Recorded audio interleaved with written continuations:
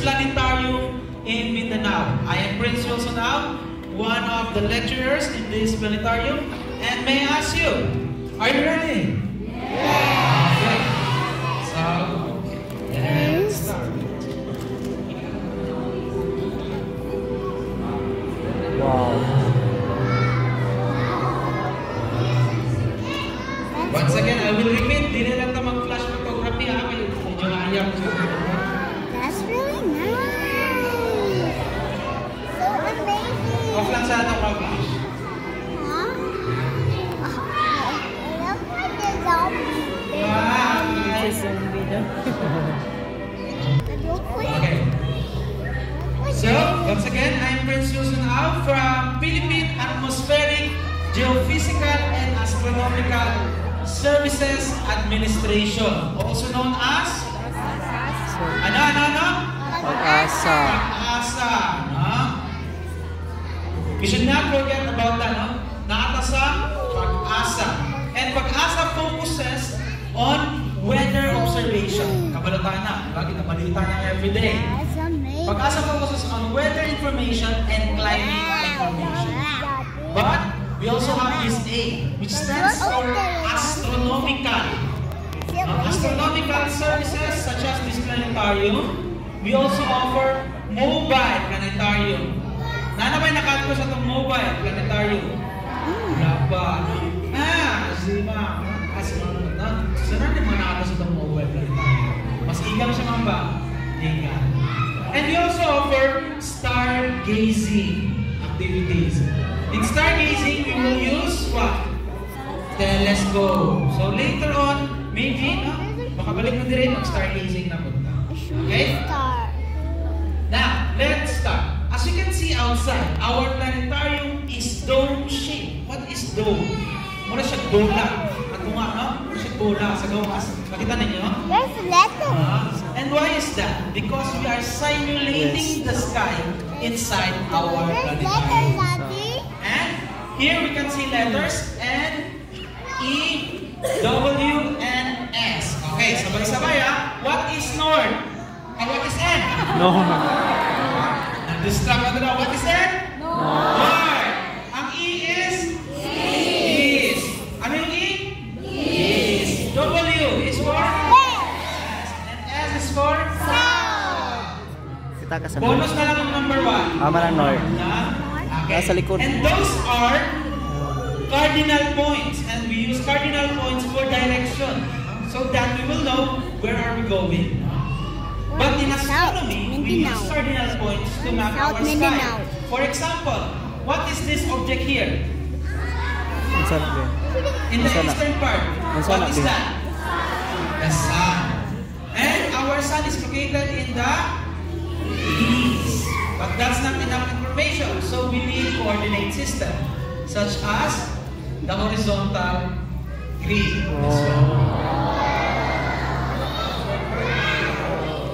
With this tool, we can identify where is our object specifically in the sky. For example, our sun is 20 degrees above the horizon in the eastern part of the sky. Okay? There are a lot. Next, we have the equatorial grid. Pare-pareho lang siya, no? The difference is, it is located, the end is located in the poles. And aside from that, we also have imaginary lines such as the ecliptic line. What is it called? August, July. One more. Ecliptic line. And that is the path or agianan sa sun, moon, and the planets in our sky. Ito dito sa dumadaan. That's their path. Okay? And aside from that, we also have the celestial meridian. This separates the eastern part of the sky and the western part of the sky. If our sun, during an equinox, if our sun is located in the eastern part, we call that AM. So, asa ba natin nakita ang AM, PM? In our time. AM stands for Ante-meridian. What do you mean by ante? Dili asawa na ko, no? Ante means before. Very good. meridian line. Before the meridian line, ante-meridiem, AM. Okay? And as the day goes by, lantaw mo sa sun, lantaw mo sa sun, look at the sun. Look at the sun. Lantaw na? As the day goes by, the sun travels from east to west direction. Miliyon pa itong sun. Non-break na lang siya. Non. As I said, this is the Non-time. simulation of our sky. Non-time. Now, if our sun is located in the celestial meridian or nakatulong siya sa meridian, we call that true solar noon or tanghaling Tapat. tapat. Or in Bisaya, Utong daw to. Utong Toto. That is Utong Toto. And since we are already on the topic of our sun's position in our sky, who wants to go to the sun? Oh, let's go to the sun. Ano ba kung mayaman na It's naman? really hot. Wala ta? Wala gusto mo sa sun? No, Why? Why we cannot go to the sun? Because it's hot. it's very hot, no? But in this planetarium, we can do the impossible. Sunog Da, na. we can So, go. here we go to the Sa oh. Oh. Where's the sun? Solar system. Oh. Wow, so Oh. nice. Oh. And that is the Sun. sun. Very good. The sun is the biggest object in our Solar system. Wow, so nice. It is Wow. the biggest object in our solar system. Let's just say that it can fit 1.3 million Earths inside of it. That's how big our sun is. And the sun is the only star in our solar system. It is a G-type main sequence type of star, also called as yellow Star. dwarf. It's Pluto. And ang sun ang gahatag og energy and light, yes, sa planet Earth, no? And it is created in the sun's core, where hydrogen is fused to form helium. And in the sun's core, the temperature, or in the center of the sun, the temperature can reach up to 15 million degrees in Celsius. And on its surface, the temperature can reach up to 5,500 degrees in Celsius. And those spots that you can see, makita mo mga orange, di ba? Yes. Yes. Those spots are called sunspots. Spots. What is it called? Sunspot. Sunspots. Very good. Sunspots are actually colder region compared to other parts of the sun. Okay? And that is because of highly concentrated magnetic field in those areas. But enough with the sun. And accordingly, mo daw ni siya ang sun na pinakasosyal. Kaya naka-aircon. Aircon siya. By the way, may ask. Kasi iigang pa mo? Okay. So, let's proceed to our planets. And for first planet, what is the first planet? Mercury. Sabay-sabay! Mercury. Mercury! That is Mercury. What is Mercury? The Smallest planet. smallest planet in our solar system. And it is the closest planet to the sun. And Mercury has thin atmosphere, which allows debris to easily pass through. Okay? And because of this, nasa extreme temperature variation from negative 170 degrees Celsius up to 420 degrees in Celsius. Okay? Now, for next planet, Venus. what? Nakadukot Venus. ka siya. Venus. What? Venus. Venus. No? Oh. Venus. Oh. Okay. Venus is the hottest Planet. the hottest planet in our solar System. Even though Mercury is the closest planet, to the sun. That's awesome. And nanong init makay siya. That is because of greenhouse gases on its atmosphere. No? There's so much greenhouse gases sa atmosphere, which traps heat more than any other planet. And Venus is also called as Earth's twin or kambal ni Earth because they are similar in size. But unlike Earth, it is uninhabitable. Okay. Third planet from the sun, which is Earth. planet. Earth. This one. Oh. Here we go.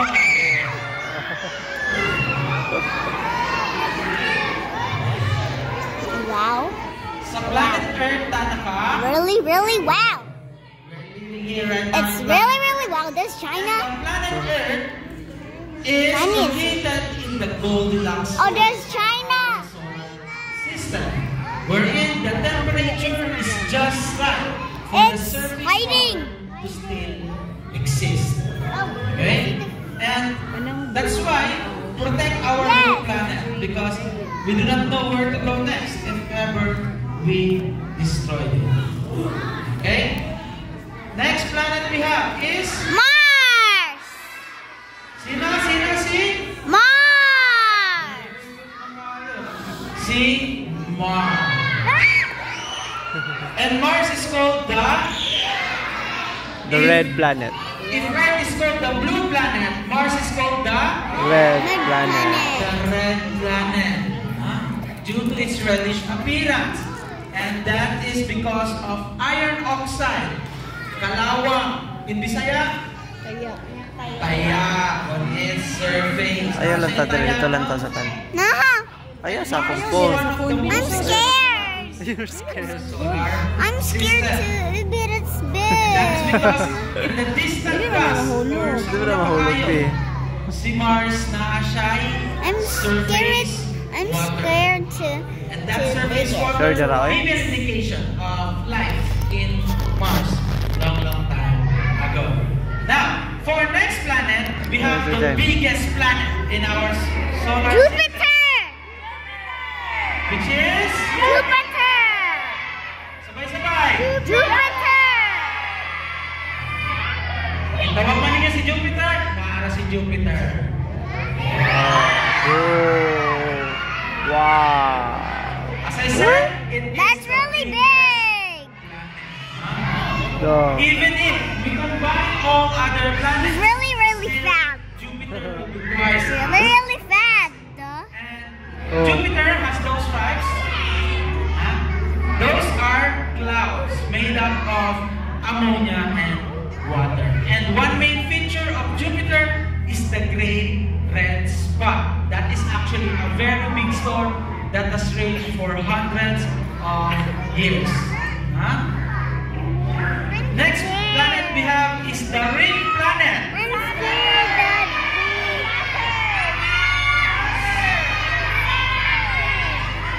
Sabay-sabay! Saturn. oh. What? So beautiful.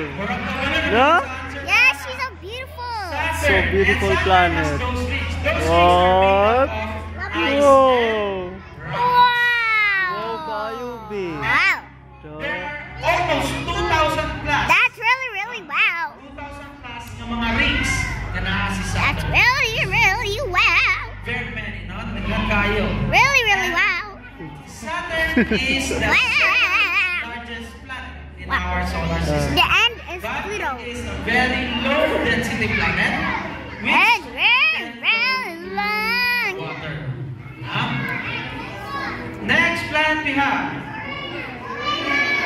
Sino si? Uranus. The sun. Uranus.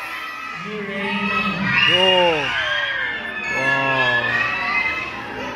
He has a lot of gas. Uranus Ah, is dagan siya gas? the coldest It planet. has a lot of gas. He poops like a The lot unique of. thing about Uranus is the rotation. It It has rotates gas. sideways. It has gas. It rotates like a wheel And, on its solar system. It has gas. Rotates like a clock or It has gas. Wow. and It really is has the first gas. planet that we discovered using It has a gas. telescope. Okay. Okay? It has gas. And the man who discovered Uranus is William Herschel. Okay? Yeah. And lastly, and the farthest planet in our Neptune. system. Neptune. Neptune. Sabay-sabay. Neptune. And Neptune has bluish-green color due to methane on its atmosphere. And Neptune holds the record for having the strongest winds in our solar system, which can reach up to 2,100 kilometers per hour. Mas It has fast pa siya gas. sa speed of sound. That's why its winds is called supersonic winds. Sonic? Okay? And Neptune is discovered using mathematics, not by telescope at first. And those are the planets inside our solar system. Wow. But beyond our solar system, there's actually more. Our universe is vastly wide. Napakalaki po ng Yes. ating universe. And for those who want to be astronomers, do we have it here? Gusto mo yung astronomer? Astronomer? Astronaut. You want to become an Who wants astronaut? to be astronaut? No, si ate. So why don't Yes, I want to go to the study moon. well? Study well You and want be to- more curious. Because maybe Jump one to day, the moon. one of you will discover one of the secrets of our known universe. Run me up to the So, moon. let's go back to Earth. Kita ko. Yeah. Kaya magpalupulutan ka sa space lugar. Makilit ka dito. So, let's go back to Earth. Really, really well.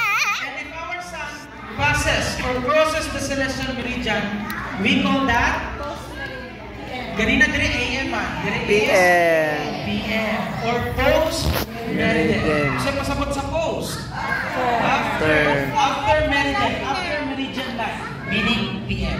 Okay? And we all know that the sun sets in the magset siya sa west. As you can see right there. Magset siya. And after this, do we consider it as evening already? This is evening. Not yet, no? We call this twilight. Twilight. Okay? Twilight. There are That's three a types of My Little twilight. Pony. First twilight is the My seven Little twilight. Pony. Okay? Next we have the nautical twilight. Wow. Then the This is astronomical night. twilight. Wow. And then evening. That's the time we call them evening. 26 What are the things p.m. that we can see at night sky? The stars and the gamay na lang gets mo, no? May mga siyang new moon. It's still a waning crescent phase. And our moon is the natural satellite of Earth. And the moon is tidally locked on Earth, meaning we can only see one side of the moon. Dili na ito makita ang other side of the moon. Okay? Now, if you look to your west, lantaw sa west. Lantaw sa west, lantaw sa west. Look at west. Look here. You can see this part, no? There is whitish, parang cloudy part. This one. That is the Milky Way. Now that is the Milky Way right here. The galaxy. And we can only see Milky Way in very good weather Milky Way? conditions. Okay? So, Milk. Drink milk. so there are so many reasons why we cannot see this many stars in our night sky. First is because of clouds, no? Matakluban siya sa clouds. And also because of light pollution, which may cause this. Yeah. Only the visible bright stars are visible. Okay? So, let's go back here. Now, do you know the pattern of the stars? Kasi tao ba na? Cones, constellations, the patterns of our stars. We have their own patterns. Now, if you look to your west, you can see the triangle shape as the reason. This one. Can you see the triangle? Yes. Composed of these three bright stars. 1, 2, and 3. That is the summer triangle. Composed of Cygnus constellation, which is this one. Wow. This one is the Lyra constellation. Wow. And this one is the Aquila constellation. This one is a swan. This one is an eagle. Okay? And if you look to your north, okay, balian yung liyo. Nasa likod Okay, ko. look to your north. You can see the true north star or the Polaris star. Nasa dire. Now, although walang end sa Polaris star. But, kini siya, kini nga line, no? This curve is the tail of Ursa Minor. Ursa Minor. Okay, what animal is this? Ursa That Minor. is a bear, a small bear. No? Why it is small? Because it is minor. Ursa Minor. Therefore, merong Ursa Major. Unfortunately, we cannot see Ursa Major into night sky. By the way, our time now is 7:30 p.m. of November 30, 2024. This will be your night sky tonight. Morning yung makita. Grabe, no? Oh. If there are no clouds and light pollution. Yes. Okay? And near Ursa Minor, you can see the Dragon constellation. This one. This is the head of the dragon, and this is the body of the dragon. That is Draco constellation. Okay? Now, going back to the west, near the west, you can see the Takure. Ketel. Sama na siya. Kanang pagbukalan o? Tubig. Na? Okay. Imagine it with me. This is the handle of the kettle or the teapot. Ito. Yeah. That is the handle. And this one is the body. This is the cover. And this is the spout. Can you see it? Yes. Okay. Again, this is the handle. This is the body. This is the spout. And this is the cover. Okay. That is constellation Sagittarius. Oh. Wala yung kettle constellation. Okay. That is Sagittarius. Okay. This is the kettle na part. Or the teapot na part. Okay. Now, where did you hear Sagittarius? Zodiac sign. Zodiac Sign. Zodiac signs are actually based on zodiac constellations. And we call a zodiac constellation a zodiac constellation if may go siya sa ecliptic line. Okay. Okay. Wala Si siya. Aquila, zodiac constellation ba siya or not? No. Sagittarius. Yes. Because January. it is in the ecliptic So, line. si January. Okay. So let's identify some zodiac constellations. Okay? Are you ready? Yes. Okay. If you look right here, you can see this boomerang-shaped constellation.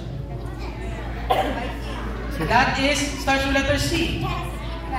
Cancer. Capricorn. Cancer. Capricornus. Capricorn. Okay? Next, we have kanang nagsagupog tubig na constellation. Aquarius. Aquarius. Aquarius. Next, we have the fish constellation.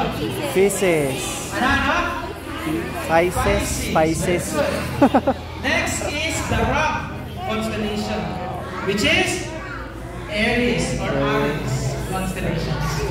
But you will notice, merong iba kay Aries compared to other zodiac constellations. Na? Wala siya naigor sa Ecliptic line. And that is the requirement for being a zodiac constellation. Okay? Now, although the pattern of Aries, wala siya naigo sa ecliptic line, but the whole boundary of Aries is. So later on, balik na kay Aries. Now, look to Pisces. Lantaw mo kay Pisces. Kay Pisces. You can see this box here. Yeah. Can you see the box? Yes. That is the great box of Pegasus. Oh. What is Pegasus? The horse. The Horse horse. with Wings. wings. That's how you find Pegasus. Now, if you look to your north again, you can see this sideways double shape. Can you see it? That is Cassiopeia. And ang iyang husband, which is Cepheus, is right here. It's like an inverted house. That is Cepheus. Ah, the house. Next, near Pegasus, we can see their daughter, Andromeda. Okay. And near Pisces, we can see Cetus, the sea monster. This one. And pet na siya, or alaga siya ni Poseidon. Who is Poseidon? The God of the sea. The sea. That is Cetus. And accordingly, we abduct or we kidnap ni Cetus si Andromeda. And with the help of Perseus, kini siya, naligtas nila si Andromeda. Okay? Now, Perseus defeats Cetus using Medusa's head. Siya po ang nakapindi kay Medusa. Okay? Now, if you look to Sagittarius again, you can see the C-shaped pattern. Can you see it? That is Corona Australis. Not virus. Corona Australis. And near Cetus, you can see the longest constellation in our night sky, which is Eridanus. Oh. The longest constellation. Okay? That's just one half of our Wow. sky. Let's proceed to the other half. What? Oh. Oh. Alala. Okay. Alaga. Let's go back to the Zodiac constellation. Here you can see the Bull constellation, which is Taurus. Taurus. Next, we have the Twins. Gemini. Next, we have the Crab. Cancer. And here we have the Lion. Leo. Dali na makita si Leo kay tungkol sa yung shape ng mga inverted question mark. And here we can see Virgo next. Although, Virgo. Now here, in this part, you can see one of the famous constellation in our night sky. And this one is the Orion's Belt. Now, yung three line na nag-align. That is the Orion's Belt. Meaning the whole constellation is Orion. Oh, right. And if you use Orion's Belt, it will guide you to the brightest star in your night sky. And that is Sirius. Part of constellation, Canis Major. Okay. What animal is this? Dog. That is a Go. That is a dog. Very good. But if there is a Canis Major, there is a Canis Minor, which is dog. Put siya on this one. Yeah, trust me, that is a dog. Dog. Small dog. Okay? And those are some of the constellations that we can see on night sky. And there's actually more. Dagan pa kayong mga constellation. And all of these are based mostly to the Greeks. This is how they look at it. What? Wow. Oh. Palakas in. As in. And this one is Orion. Now, let's go back to Aries.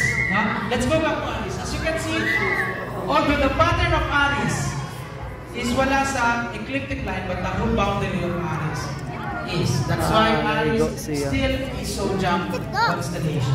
Okay? Now, how many constellations we have? All in all? There are actually 88 constellations, including the 13 Zodiac constellations. There are 13 Zodiac constellations with their own patterns and own boundaries in our sky. Maybe later, pwede mo magawa. So, niya gabi, ganun mo sa inyong sky, this will be the Virgo. condition of the stars. And as you can see, our sun again is rising from the east. And that signifies new beginning. Okay? So, once again, I am Queen Susan now from Pag-asa. Thank you for listening.